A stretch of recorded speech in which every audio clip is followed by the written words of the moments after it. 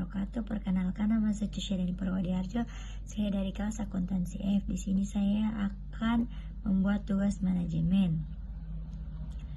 Yaitu poin-poin yang akan dibahas ada 2. Yang pertama, peran manajer dalam organisasi. Yang kedua, tingkat-tingkat manajemen. Peran manajer dalam organisasi ada 10.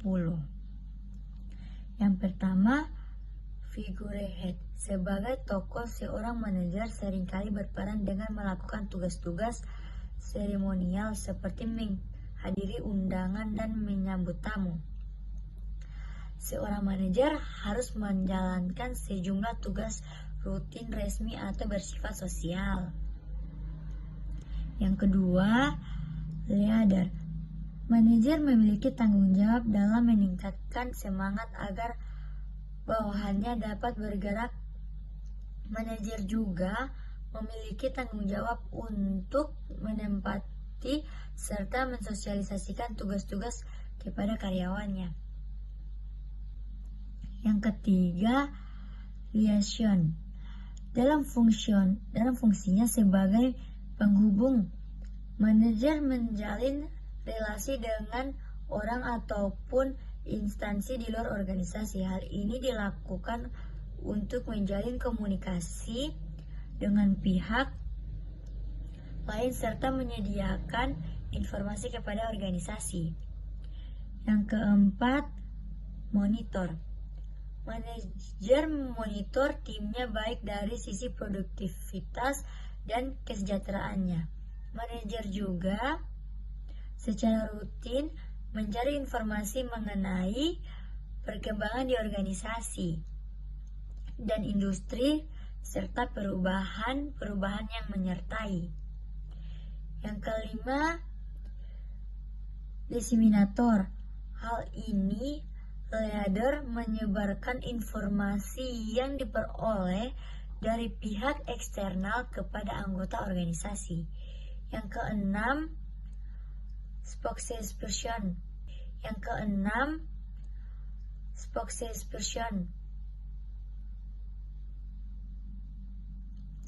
Leader menjadi perwakilan organisasi yang bertugas memberikan informasi kepada pihak eksternal mengenai hal-hal dalam organisasi.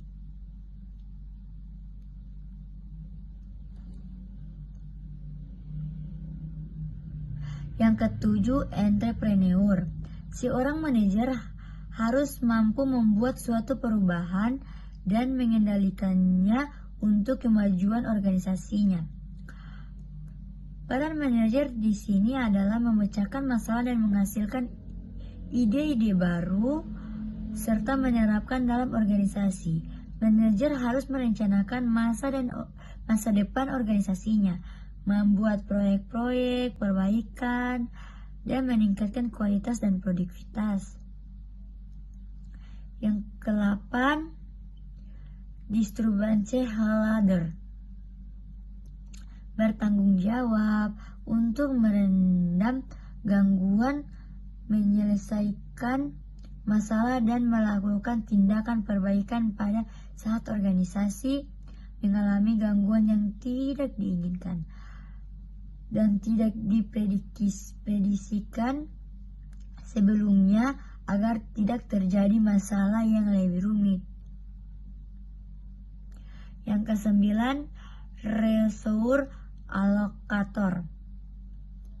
Seorang manajer juga berperan sebagai pembagi sumber daya, yaitu menentukan di mana sumber daya tersebut harus dilokasikan untuk mendapatkan hasil yang terbaik.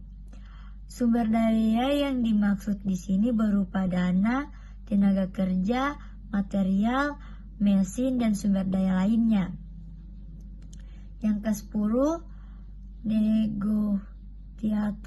Seorang manajer adalah juga seorang negosiator, berpartisipasi atau mengambil bagian dalam melakukan negosiasi dengan pihak luar untuk memperjuangkan kepentingan bisnis perusahaannya.